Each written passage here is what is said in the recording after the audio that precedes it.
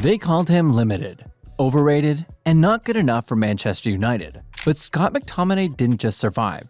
He's thriving in ways nobody predicted. And the deeper you look into his recent performances, the more you'll realize just how wrong the critics were. There's something happening here, and it's bigger than you think. Come on as we expose the scary truth about Scott McTominay that no one ever noticed. Hit that subscribe button and turn on post notifications before we get right on it. Ever since Scott McTominay signed for Napoli back in August 2024, things have taken a very interesting turn for him in Italy. It almost feels like all those tough years at Manchester United, all those struggles where he looked like a player just trying to survive, are completely erased from memory. Now, he's out here thriving under Antonio Conte, playing a major role in a team that is standing just a few steps away from winning the Serie A title. Honestly, if you had told Premier League fans or even die-hard Manchester United supporters that McTominay would one day be a key man in a title-winning team in Italy, how many of them would have taken you seriously? Not many. But here we are, the Napoli sitting 3 points ahead of Inter Milan as the season heads toward its final stretch. And it feels like the perfect time to stop and really take a closer look at McTominay's journey. How important has he been for Napoli this season? How much has he grown as a player? Not just for his club, but for his country too. And now, looking back at everything, did he actually make the smartest move of his career when he decided to leave England for Italy? When you break down the numbers, it becomes even harder to ignore just how big an impact McTominay has had. Out of the 35 games Napoli has played across all competitions during the 2024-25 season, McTominay started 32 of them. That kind of consistency alone says a lot about how much trust Conte has in him.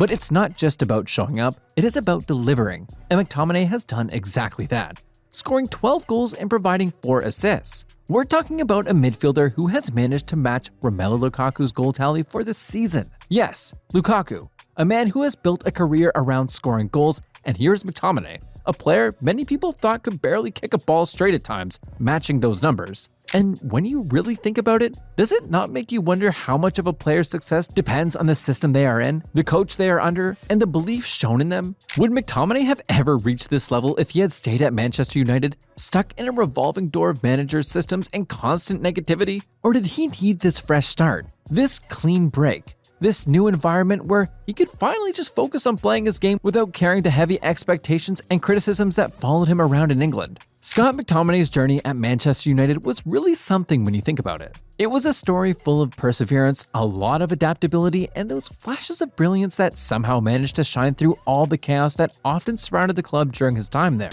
We are talking about a kid who had been at United's academy since he was just 5 years old, dreaming of making it to the big stage. But even back then, the road was never smooth for him. He went through some crazy physical struggles, including a massive growth spurt where he shot up around 14 inches in just 2 years. But McTominay, being who he is, refused to give up. And when Jose Mourinho finally gave him his debut in 2017, it felt like all that hard work paid off. Mourinho loved players who had heart, who had that old school work ethic, and McTominay fit the mold perfectly. In fact, Mourinho respected him so much that he even invested a whole new award just for him, the Manager's Player of the Year, using McTominay as the perfect example of the kind of professional attitude he wanted others to follow. Throughout his years at United, McTominay had a real habit of showing up when it mattered most. You could call him a clutch player, because when the chips were down, he often found a way to deliver. His stoppage time brace against Brentford in October 2023 is a perfect example of that. United looked dead and buried, but McTominay came on and almost single-handedly rescued all 3 points with 2 late goals. And that was not the only time he stepped up when the pressure was at its highest. There was a time when he scored United's 2,000th Premier League goal back in 2019. How about that stunning 40-yard strike against Manchester City in 2020, when he got Ederson off the line and sealed the win in stoppage time? Ole Gunnar Solskjaer himself said it was one of the highlights of his entire time as United manager. And let's not forget his role in one of United's greatest Champions League nights, the 3-1 comeback against Paris Saint-Germain in 2019. While Marcus Rashford might have grabbed the headlines with that penalty, the fanbase knew McTominay's midfield performance that night was absolutely crucial to pulling off that miracle in Paris. I mean, just look at some of the tweets from that night after the PSG game. The love was real. McTominay has held his own against PSG and Barca. United needs a massive squad overhaul, but I'd keep him around. Solid off the ball, hardworking, homegrown, on low wages too. Would sell Matic and let Herrera walk though. United fans quite rightly wondered what the deal was with McTominay. For over a year, he's not really shown any quality beyond the average.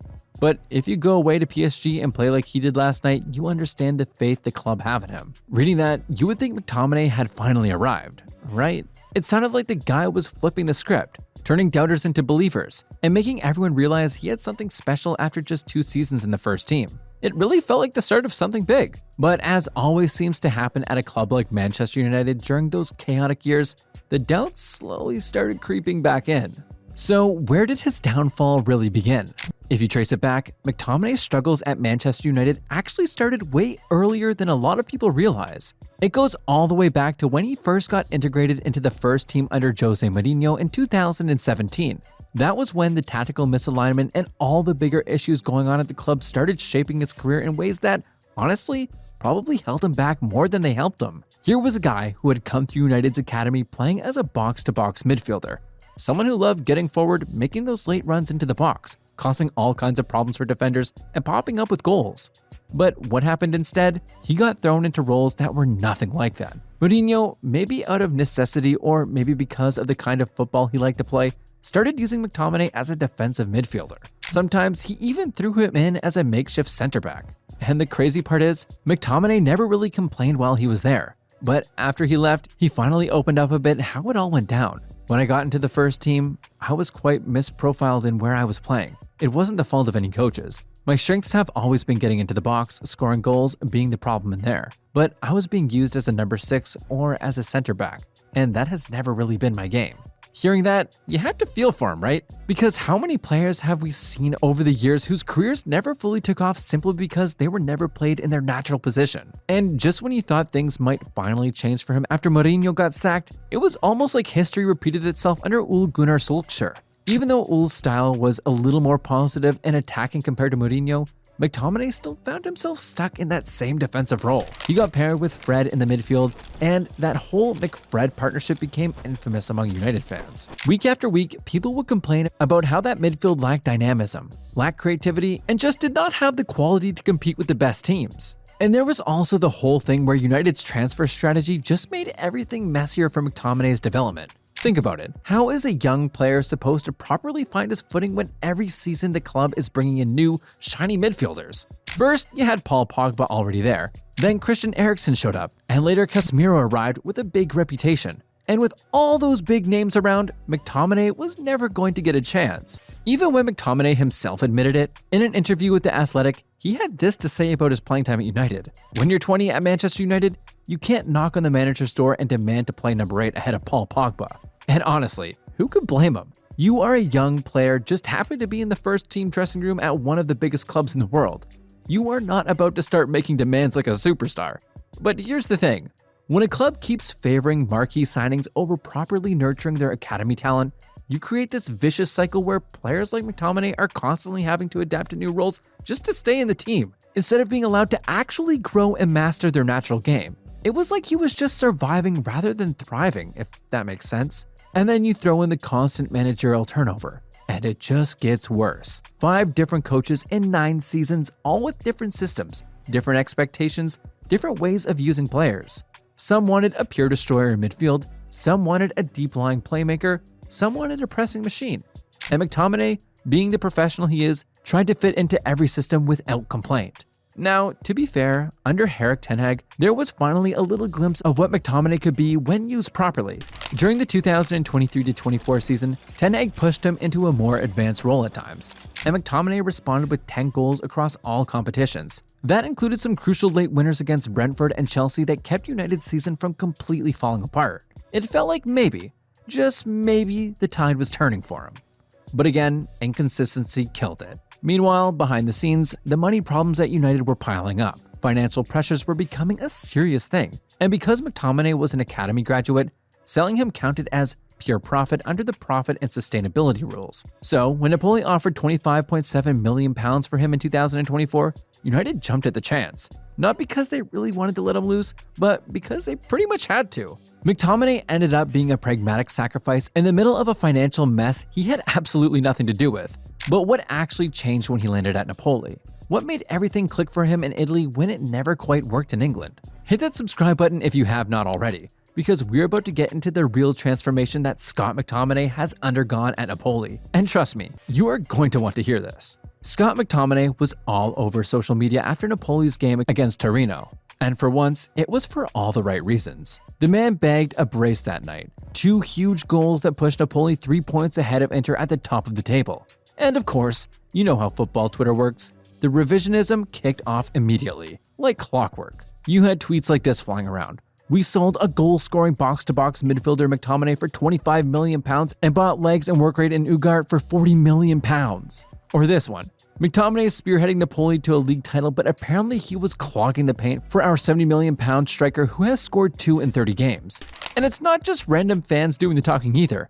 Even his former teammate, Nemanja Matic, who is a guy that knows a thing or two about good midfield play, felt the need to say something. Matic went to Twitter and said, "My opinion is that Manchester United made a mistake by selling Scott McTominay. Today, it is difficult to replace a player like him. Conte is a smart man." And honestly, Matic is spot on. Because if there is one thing about Antonio Conte, it is that he knows how to spot real quality when he sees it. And he knew right away that McTominay had been wasted in England. So what did Conte do? He put McTominay back where he belongs, as a box-to-box midfielder. Conte's 3-4-2-1 system suits McTominay like a custom-made suit. It gives him the freedom to defend when needed, but more importantly, it encourages him to time those late runs into the box, to be a real threat around goal, to use that physicality and athleticism that made him stand out in the first place. The 28-year-old's 11 Serie A goals in his debut season broke a Scottish record that stood for 63 years, set by none other than Dennis Law.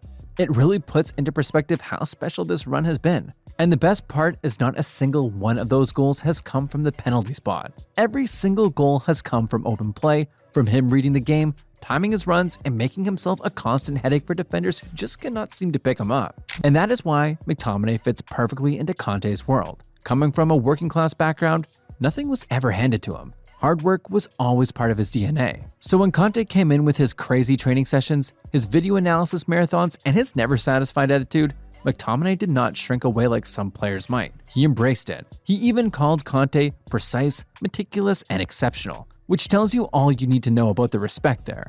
And it is not just about running more or tackling harder either. Conte has built McTominay up mentally too. The focus, the discipline, the ability to stay locked in even when games get chaotic. That is why you are seeing McTominay not just scoring goals and bossing midfield battles, but also leading. So when you take a step back and look at it, Scott McTominay's story is a real lesson in patience, perseverance, and finding the right environment. From being misprofiled at Manchester United, carrying the label of just being a passionate merchant, to now driving Napoli toward a Serie A title and setting new records along the way, it is crazy how fast the narrative can change when a player is finally trusted to do what he does best. But now, I want to hear from you. Do you think Manchester United were too quick to give up on McTominay? And if he helps Napoli win the title, would you say he has officially proven all the doubters wrong? Drop your thoughts in the comments. You know I always read them. And hey, if you enjoyed the video, make sure you smash that like button, subscribe if you have not already, and turn on the notification bell so you never miss out on when we drop more heat. And do not go anywhere. Hang around and check out the next video lined up for you. Trust me, it's another juicy one you are not going to want to miss. Catch you in the next one.